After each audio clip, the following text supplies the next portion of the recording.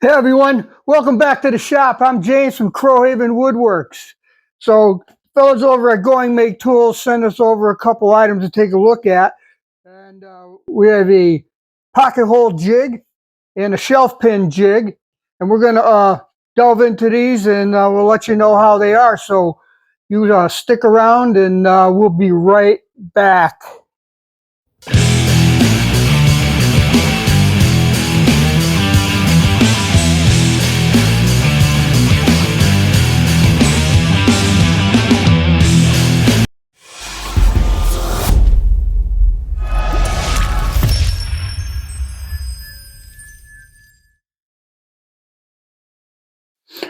Welcome back.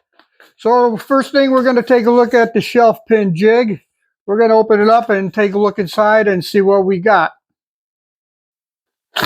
Okay, so first thing we notice, again, they usually come in a nice little case.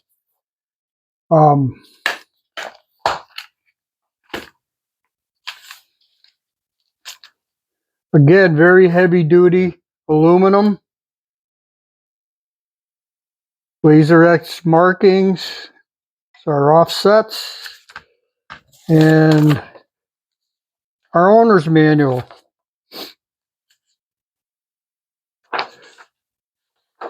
Very well written. Nice pictures. And it's going to show you everything about it. The one thing I could say about GoingMake is their instructions are very clear.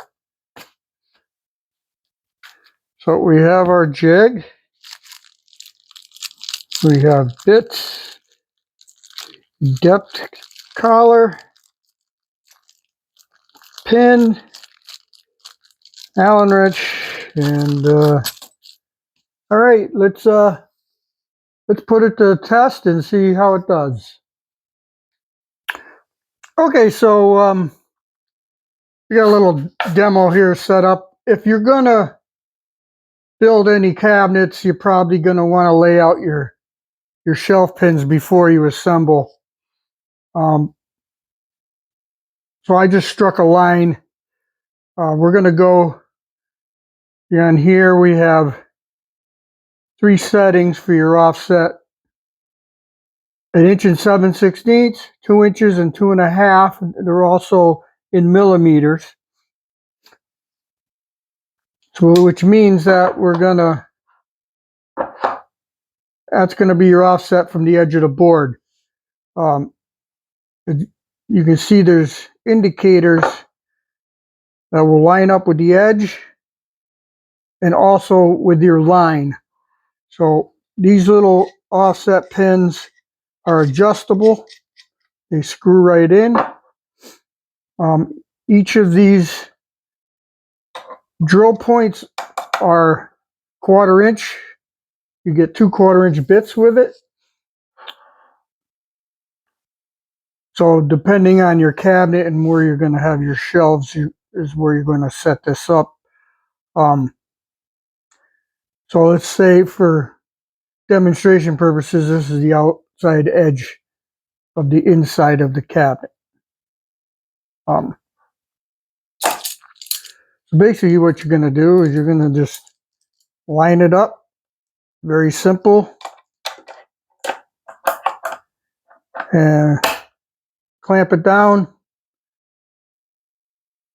And you're going to set your depth collar on here for your pin from the length plus this and the collar. And you're just going to go in and drill your holes.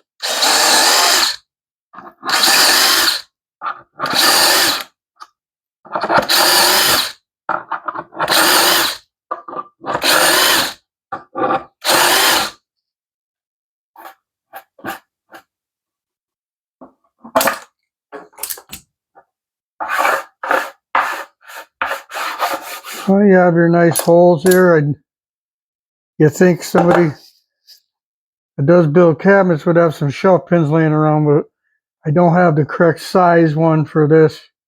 This one's kind of small, but you can see how it goes in. Now, of course, you're going to have a bigger cabinet. You're going to want to go to up the side. So basically, what you're going to do when you want to continue this up, you're going to take your guide pin that comes with it, and you're going to line it up with one of the holes you've already drilled, and that's going to let you continue to drill holes.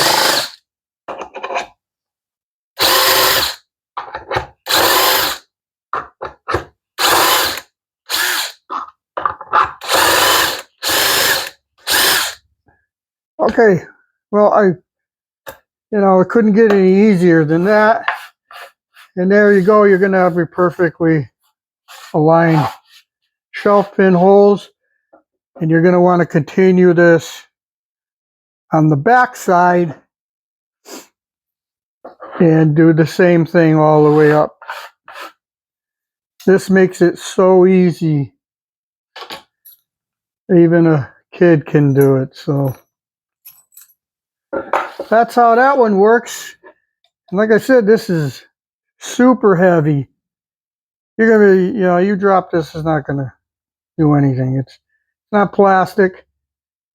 Very well machined. An awesome addition to your shop.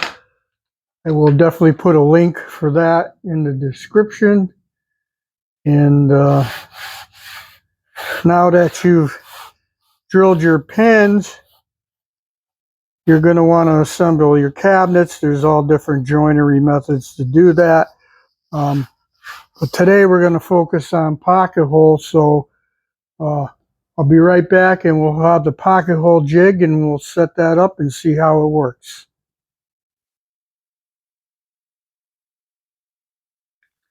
Okay, so now we want to assemble our cabinets, and we're going to take a look at this pocket hole jig and see what it comes with it. I've been using a Kreg a lot for years. I have the 720 that I use. I also have a Milescraft kit that I use. That's very handy for taking it and getting into tight spaces with it. And but I can't do that with the 720. And so I see you get assortment of pocket hole screws. We have our Allen keys and our depth stops for our drill bit. A couple of them. We get our drill bit. 2 drill bits, I think, here. Take a look.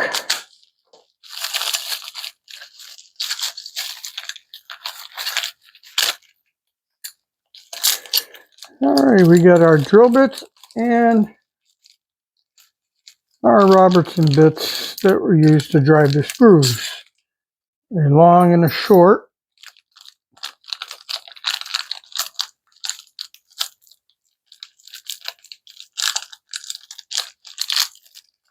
Okay, come on. I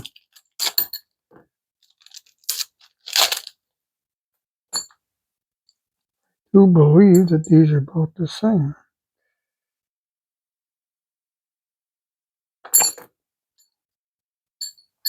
Which is nice. You could try to keep one at one depth and another one at another depth. So you have some plugs for your pocket holes that you can use if you want to conceal them. All right, so here we have your guide with dust collection. The one thing I do notice that it comes with, let's take the jig out.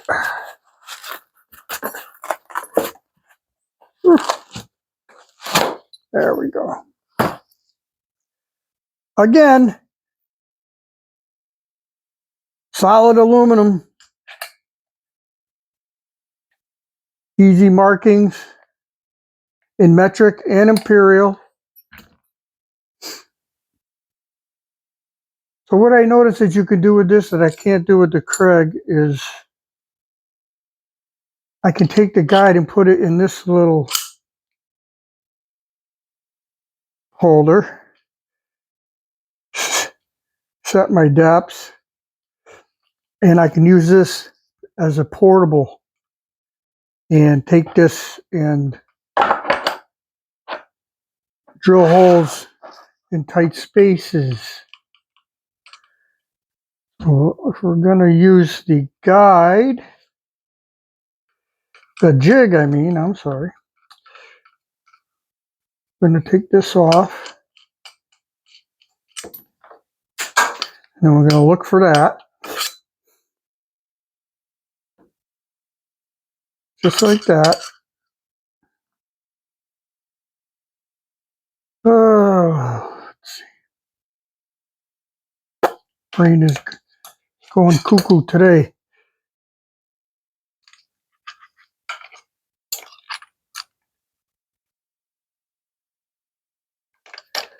So we're just going to mount that. And again, like I said, find the other. There it is. Getting old, you know, I can't bend over like I used to. Okay. Now this is fully adjustable with your dust collection. Woohoo! Now we have our instructions.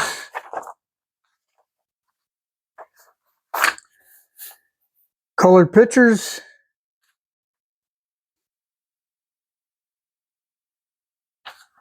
Details.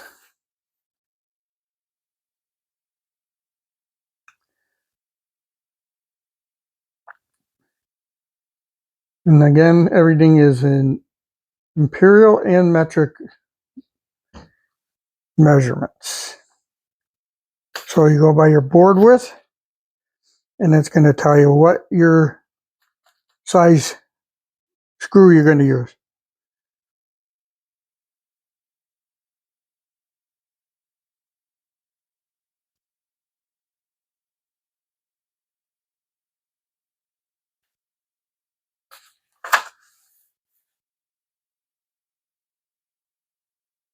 And it gives you a step-by-step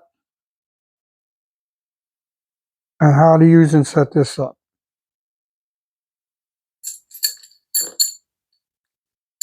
So let me grab a couple things and we'll be right back. Okay, so I took the liberty of setting up a few things like our height adjustment for our screw length. On this side is metric settings, and this side is imperial. I have it set for 3/4 inch, as we're going to use 3/4 plywood. So I'll give us our height. And I also set our clamp for 3/4. So when you put your stock in, you can lock that down good and tight. This also has some recessed screws holes here, so you can mount this on a small board if you want to make it something a little more permanent. So now setting up your drill bit length, what you're going to want to do is you're going to put it right in this gully here, and you're going to line up the end of the very end of the bit to the line. See, we have 3/4 inch. I don't know if you can see that. 3/4 inch line, 19 millimeters. And then you're going to slide your collar up and tighten it down. Now, this is a little different than when you set up one on the Kreg. On the Kreg, you're going to set it up to the shoulder, not to the end, but this one. So just remember that if you have both, it's a little different. So now your bit is set. your height is set, and you can look in the chart in your book. It'll tell you what size screw. So we're going to be at 1.25 inches.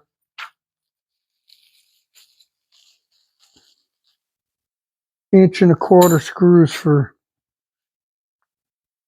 3/4 inch plywood. So 3/4, 19 millimeters is 1.25 inches.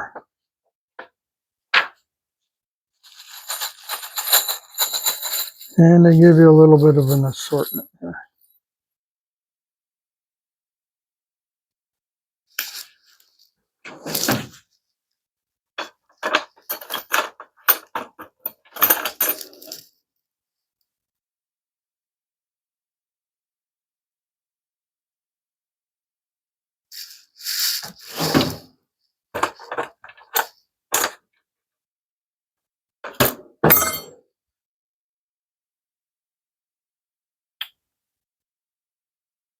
That's 1 inch. And there's your 1.25 inches. So when you orientate your cabinet side, this is your side, this will be your bottom. So your side will come down all the way to the very bottom, and it's going to hide this edge. So you're not going to be drilling down in your sides. You're going to want to drill it through your bottom into the long grain of the wood here. So what we're going to do is we're going to go ahead and clamp that in. And okay, so we have our dust collection hose. Fits right on. And this is roughly 19-20 inches. Probably going to want to put 4 holes in this. It's really not that critical exactly where you put them. Obviously, you don't want to put them where there's going to be another board attached or any other thing, but you want to kind of space them out evenly. So we're going to fire up the vac and drill some holes.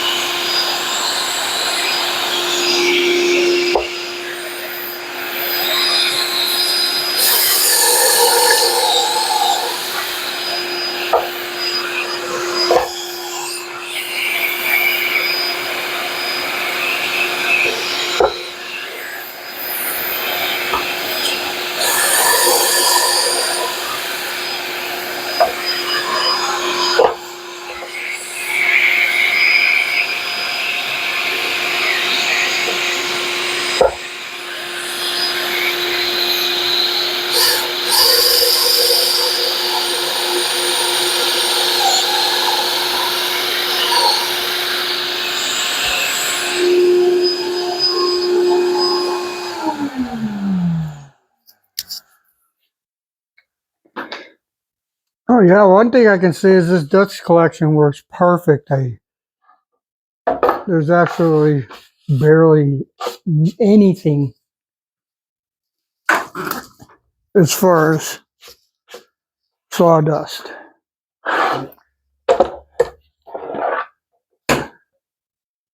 So we have our holes. You know, I'm not using the greatest plywood here, but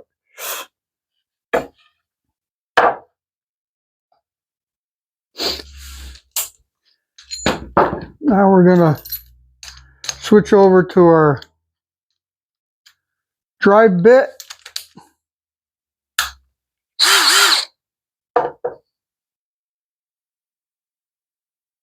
1¼ inch screw. Now you're obviously going to want to clamp this board so it doesn't go anywhere on you.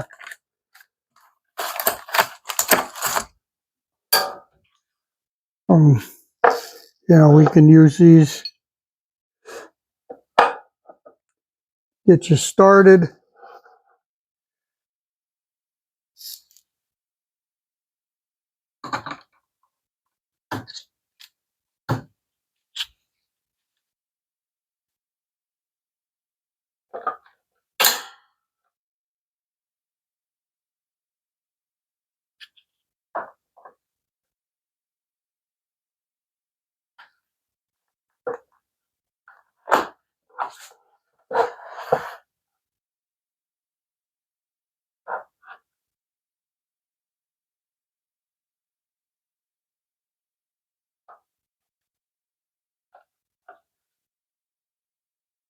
This is just for demonstration purposes, but get the gist of it, because you want to make sure these are square before you screw them in. And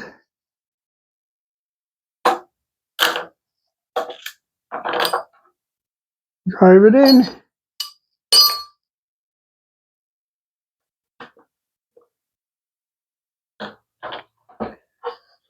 Nice and flush. And then you want to continue with the rest of your screws.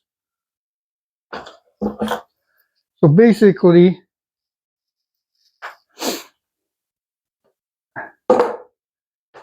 very simple.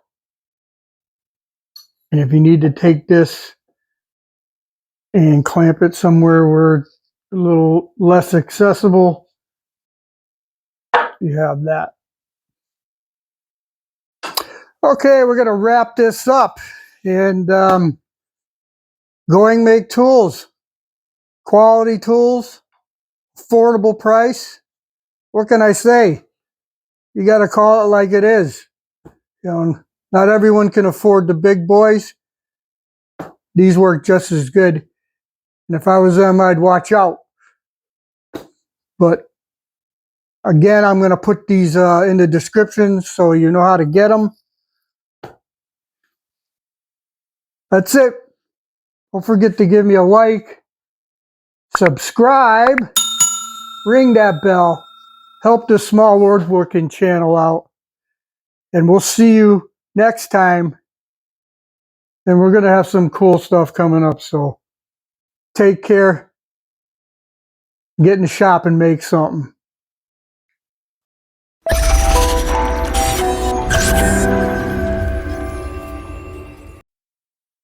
Where's Pooch the shop dog? Come on. What are you doing?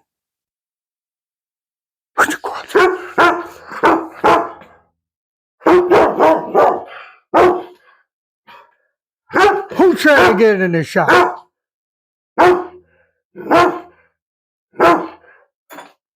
That girl. Hey, this is test. It's test. Testing. Whoopie-doo. Hey, everyone. Welcome back to the shop. I'm James from Crowhaven Woodwork. Test, blah, blah, blah, blah, blah, blah, blah, blah. As a struggling actor, I need all the breaks that I can get. I could zip line in from the Statue of Liberty. Liberty Bibberty.